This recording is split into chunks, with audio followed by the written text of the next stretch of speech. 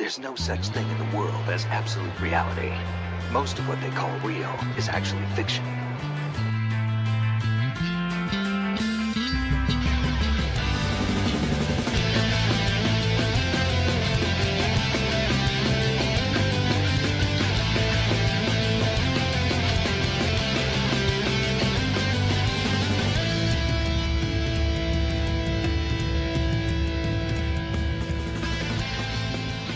Hello and welcome to PatriotCast episode 1. I'm your host, Andrew. Okay, so you probably downloaded this episode and you're thinking, what is this? So let me just quickly explain. The PatriotCast is, maybe you guessed by the name, a Metal Gear podcast. On this podcast, I'm going to talk about everything and anything Metal Gear related from the fans' point of view. Okay, the reason I wanted to do this is because I had a look and there aren't that many podcasts around about Metal Gear devoted solely to the fans. There is the Kojima Productions report, which is, from Kojima's own team. But the thing is, that podcast is great, but what they can't do is they can't speculate, they can't talk about rumors, they can't do any of that because, well, they know what's going on. And it'll be pointless for them to speculate because they know the answers and they can't tell the answers to the fans. Okay, so what I decided is I want to do a podcast about Metal Gear from a fan to the fans around the world. Okay, and so what we want to do is, just like any other podcast you're listening to, we're going to start the episode off with introductions, news, main topic, and then some emails or listener questions. Okay, so I hope you enjoyed this podcast session, and it's time for the news. Okay, so we're experiencing a bit of downtime now. All the big conventions have finished. E3 has finished. Comic-Con has finished as well. So the summer's coming down to a stop, really, in terms of video game news and releases. But we're going to get a lot of releases in September, as we always do. So there aren't a lot of Metal Gear Solid news, really.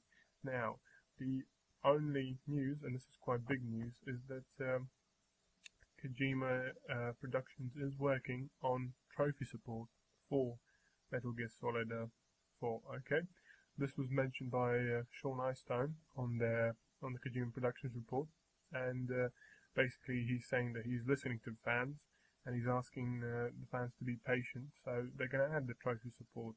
And this is good news, really, but it's been a long time. Metal Gear came out over a year ago already, and many games have that came out before the trophy was a mandatory thing, such as Uncharted and that kind of stuff. They've added support for trophies, so Kojima's always listened to their fans. So I think trophy support will come sooner than later. I think it'll definitely come before late fall, so I'm waiting trophy support. It'll be a really good opportunity to replay Metal Gear Solid again, as if you need a reason. But knowing Kojima, I guess what he's going to do is he's going to add. This isn't going to be trophies like shoot 100 troops. This is going to be something really, really intense. You've got to find this type of bottle in the Middle East stage while playing with this camo while at this point while listening to this song on your iPod, So I'm really anticipating the trophies, and I think that's pretty much it for the news right now. So let's move right on to the main discussion, okay? Okay, so let's move right on to the main topic. Seeing that I'm alone today, what I'm going to talk about is generally the state of Metal Gear right now in the fan community. Okay, so let's go back a bit to early June this year, E3. Now, let me just give you a bit of backstory. If you're listening to this, you probably know about Rising being announced for the Xbox, PC, and PS3, along with Peace Walker and Metal Gear Online and that arcade thing. But I have a YouTube page called the Weekly Nerd, and I think it's safe to say I was the first person to upload the Microsoft press conference where Kojima announced Rising for the 360. I was the first person to upload it onto YouTube. I was just doing a screen capture of IGN and just quickly put it up there, and within moments I witnessed a full-on internet war. Really, the video right now has over 78,000 views and 2,280 comments, and it's just a complete and utter frag war. Seriously, not so much now, but in the first couple of days, I got hundreds of messages a day. PS3 sucks. Xbox is the best. Xbox sucks. It was horrible. Kojima betrayed the Metal Gear community. I hate him. I'm gonna stab him in a dark alley. How could he do this? Even before Kojima actually announced that it's coming out for the PC and PS3, Konami listed the game in one of their booklets. I think it was as coming out for 360, PS3, and the PC. And what happened was I looked at that and I quickly posted another video saying, look, it's not just coming out for the 360, but no one wanted to listen to it. Oh my god, Xbox betrayed Kojima. How much did they pay Kojima? Oh my god, every single swear word you could probably think of. Most of them were probably gay. So it was really, really interesting and frightening to see at the same time how scary fanboys can really be. So, but looking at this now, the state of Metal Gear. So Kojima kept on saying that Metal Gear Solid 4 was going to be his last ever game, and people were maybe starting to believe this. But if we go back, Kojima said that Metal Gear Solid 2 was going to be his last game, and same with 3. So I guess he just can't get away from something like that. If you have something that made you, that's something really good that you associate with, you can't really get away from that. So I think Kojima's going to keep on doing Metal Gear games because he won't be able to get away from it. And it's the best franchise Konami has to offer, probably, So they're going to keep on getting him to make Metal Gears.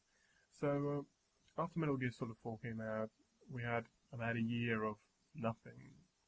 The whole team went on a long vacation, they said. Or most of the team did. So we had the iPhone game, which I have, which it's alright for an iPhone, but there's nothing really in-depth about it.